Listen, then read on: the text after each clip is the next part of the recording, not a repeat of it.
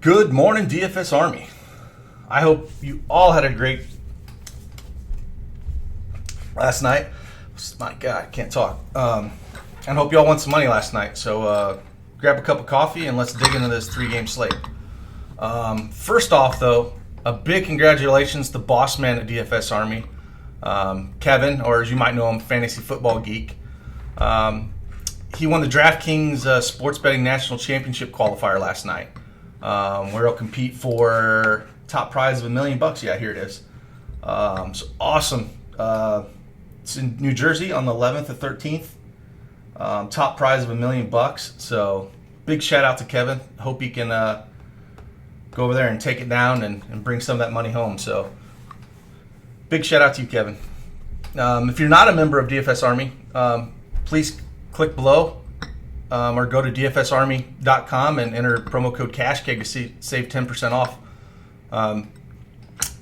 Doing so, you'll get my NBA cheat sheet, which today I'll have updated around 1,500 or 1,600. It's a 3-game slate, so it's just a GPP slate. I wouldn't play cash, but you'll get access to my top Yahoo plays, my FanDuel player pool with core cash and GPP designation by each player, my DraftKings core 4 tonight, and then my DraftKings player pool with suggested exposure for MME.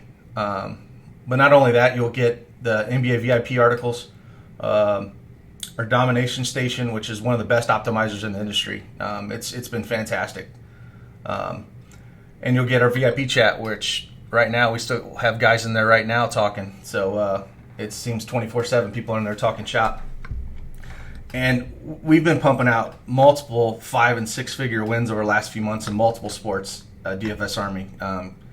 It's been crazy. It's been a crazy NFL season, fantastic. But like I said, Kevin winning that Q last night. We're not slowing down, so we're hitting NBA hard. So when you sign up for DFS Army, you'll get access to everything, not just NFL or NBA, but golf, college basketball, NASCAR, everything we have to offer over there at one price. So come and join us, and let's look at this 3-game slate. It's an hour later lock today, so keep that in mind when you're building your lineups. And the first game we get is the one that's going to get probably the most buzz on the industry, because we have Toronto coming to San Antonio against the Spurs. And we all know, with all that drama with Kawhi Leonard last year at San Antonio and then heading over to the Toronto Raptors. And it's a 216 over-under. San Antonio's favored by 1.5. And you know that Kawhi Leonard's going to want to come in here and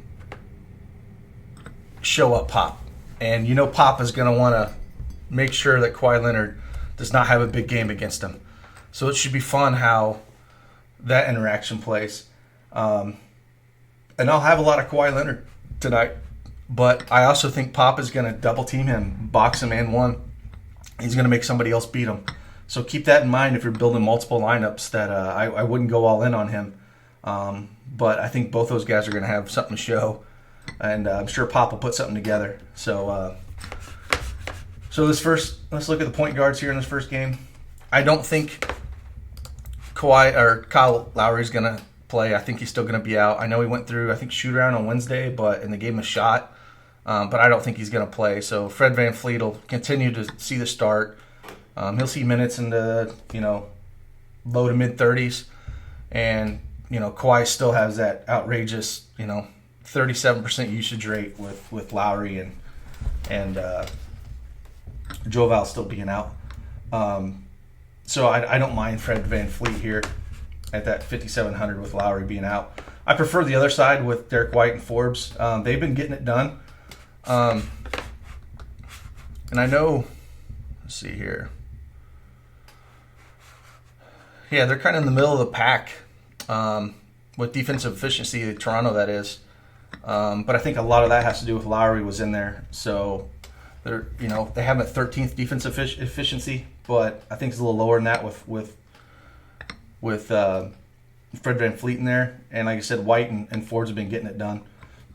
But on the other side, San Antonio has just been getting torched by opposing guards. So I have no problem with Fred VanVleet at all. I don't really have much need for Wright or Mills here. They're both very big GPP options. If you're playing a 150 lineups and you want to drop 5% of something of them in, and then nothing down here. Shooting guard with DeRozan at that price of $7,800. Rudy Gay missed last game, so that takes a little bit of a usage. It's probably going to go more towards DeRozan. But if Kawhi, ends up guarding him, it could hurt him a little bit, and then maybe LMA has the big game. With Gay off, they started Pirtle and had Bertans coming off the bench, and Bertans I think saw 31 minutes last game off the bench, and saw 27. So he's not a bad play if they end up doing something similar. When Pirtle started, what did he see last game with Gay out?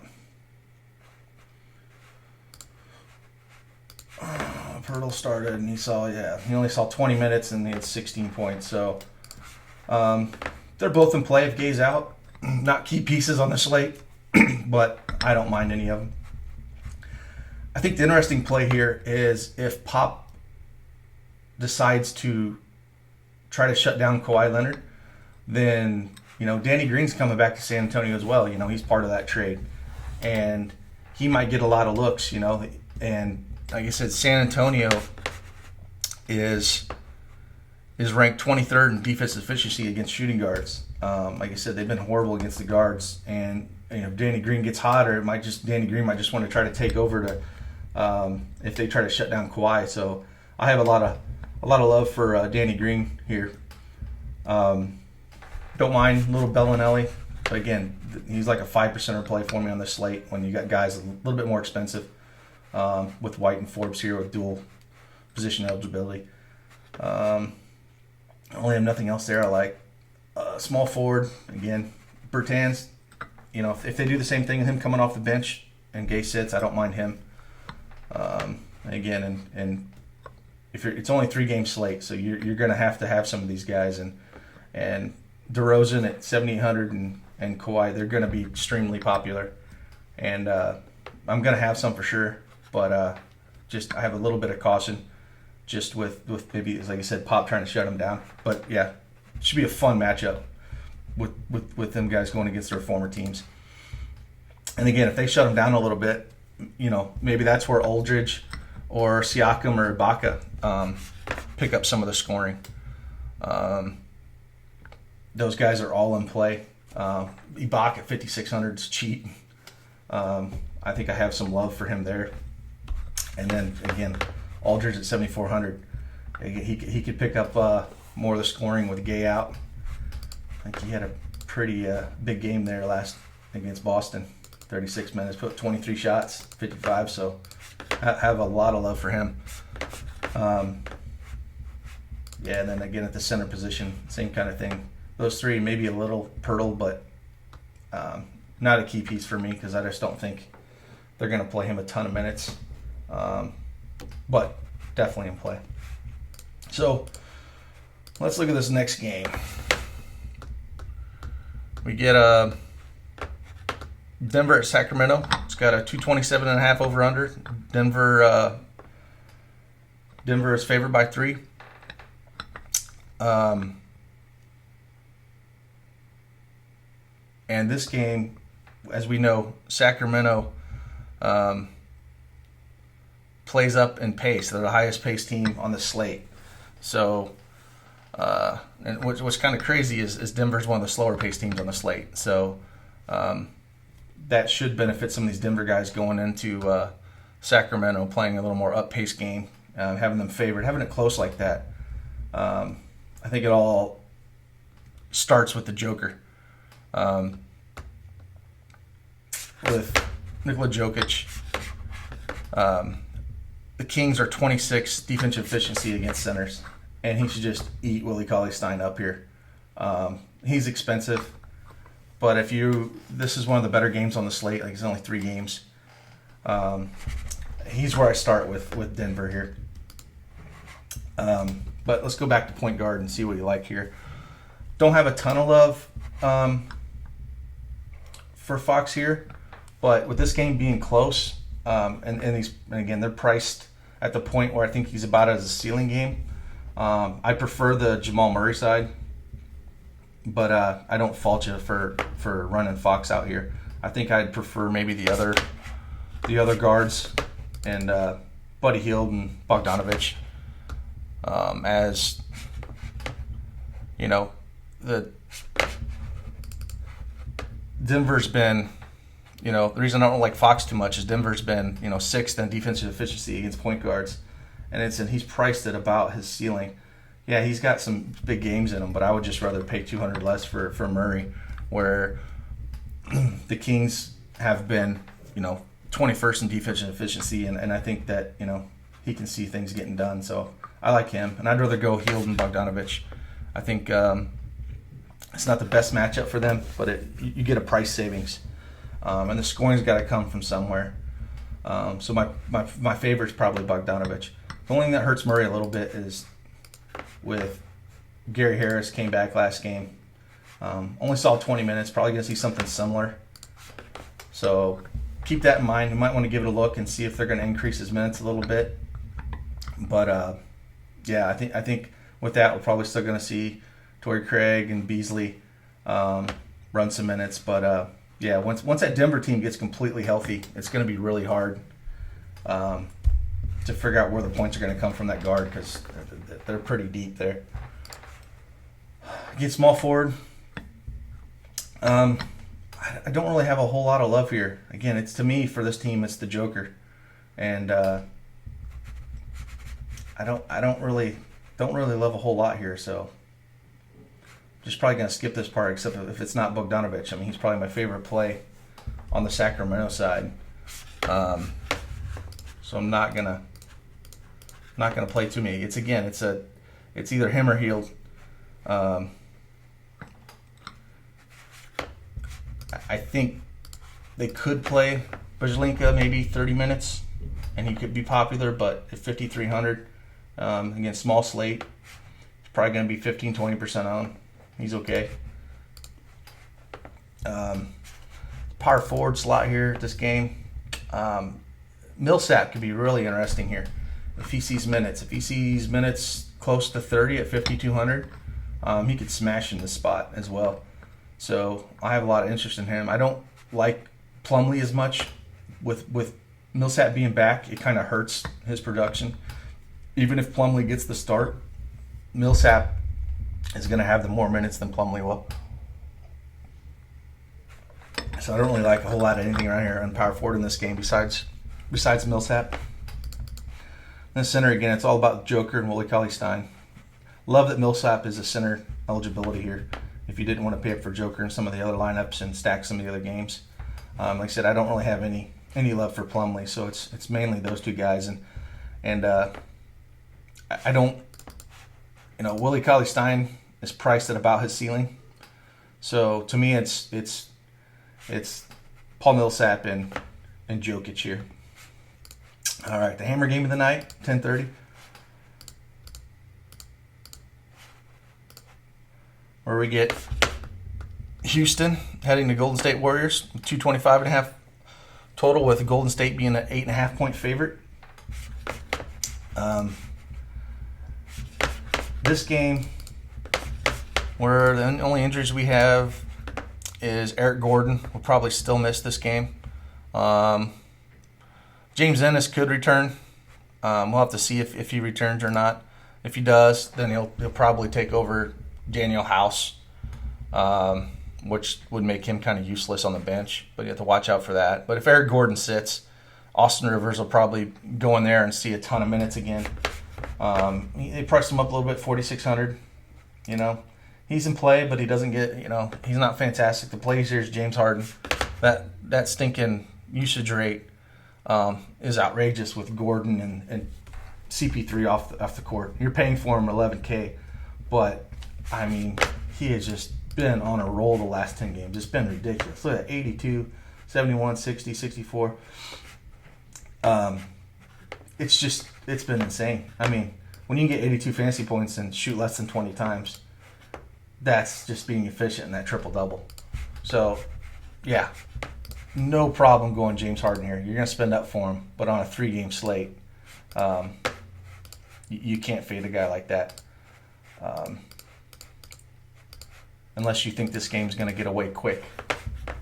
Other second favorite play on this team is Capella at 6,900. I mean, he's going to see 35 minutes. He should eat up Looney or whoever, if they put Draymond on him, whoever they put on him, he should absolutely eat them guys up. So love him that play as well. But let's start at the point guard. Again, it's just Harden and Curry, a little bit of Rivers. I have no interest in anybody else here. So those are the guys you want to target. Just again, this is why this slate, a 3-game slate's a tournament only slate and no cash, because if you miss it on a guy and you're playing cash and say you have Harden and if you don't have Harden and he goes off, you're not cashing. If you jam Harden in and he has a bad game and then you've pivoted somewhere else, you're struggling. Like it's just, I would play the 20 max $4 or play the 20 max $1 or max 150. I think that's one of these slates should be fun to do and just kind of enjoy it. Take some chances and see if you can take one of these things down. But it's just those three. I don't really have a lot of love for Brandon Knight. He's just not seeing the minutes, maybe 10 to 12 minutes at Min Sal. I just don't love it. Shooting guard, it's especially the guys we talked about, plus Klay Thompson. Klay Thompson, he can get it going at any time, and he can break a slate. Not a 3-gamer, and the guy's going to play 35 minutes, probably going to have about 30% ownership. I have no problem playing him. I don't mind a little bit of Gerald Green and Iguodala.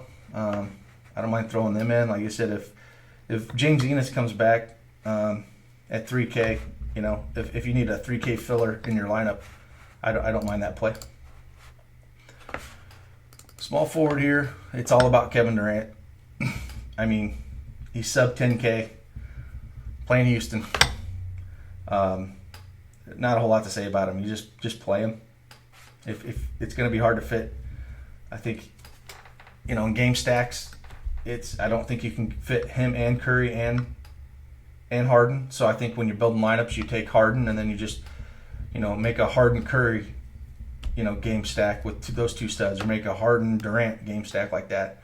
But Durant playing his old teammate back in OKC, I like him a little bit more over Curry, just because it seems to be a little bit more value at guard than at small forward. So that's why I'd rather play Durant over Curry.